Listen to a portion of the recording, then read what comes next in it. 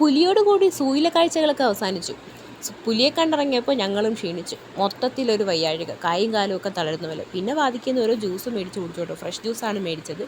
ഞങ്ങളത് കുടിച്ച് കഴിഞ്ഞിട്ട് നേരെ ഞങ്ങൾ പ്ലാൻ ചെയ്തത് കോവളം ബീച്ചിലോട്ട് പോകാമെന്നാണ്. അവിടെ ചെന്നപ്പോഴുണ്ടടാ അവിടെ ആരും ഇല്ലാതാനും.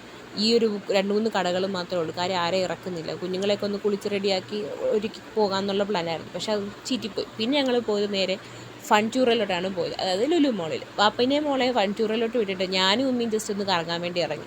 ഞങ്ങൾ ചുറ്റും നടന്ന് ഹൈപ്പർ മാർക്കറ്റൊക്കെ ഒന്ന് കണ്ട് കുറച്ച് സാധനങ്ങളൊക്കെ പർച്ചേസ് ചെയ്ത്, കാരണം വെറൈറ്റി ഐറ്റം സെറ്റായിട്ട് ബ്ലൂബെറി, മഷ്റൂം, പിന്നെ ഗ്രേറ്റഡ് സാധനങ്ങൾ, അങ്ങനെയുള്ള സാധനങ്ങളൊക്കെ നോക്കി മേടിച്ചു.